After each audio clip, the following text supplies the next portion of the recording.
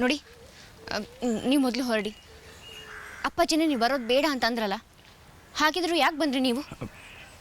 ಬರಬೇಕು ಅನ್ನಿಸ್ತು ಅನ್ನಲ್ಲ.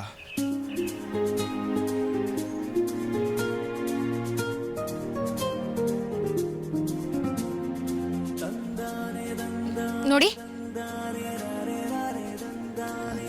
ಥ್ಯಾಂಕ್ಸ್.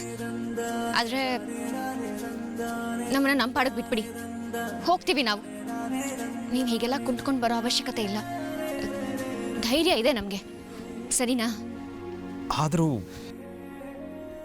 ಕೆಪ್ಪನ ನಿಂಗೆ ಹೇಳೋದು ಅರ್ಥದಿಲ್ಲ. ನಾವು ಶಾಲೆಗೆ ಹೋತ್, ನಿಮ್ಮ ಮನೆಗೋ.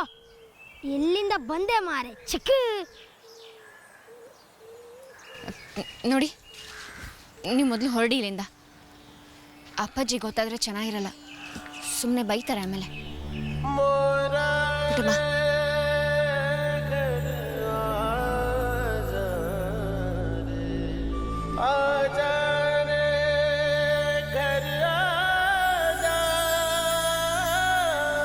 ಬೀಸು ಗಾಳಿ ಜೊತೆ ಬೀದಿ ದೀಪಗಳು ಮಾತನಾಡುತ್ತಿರುವಾಗ,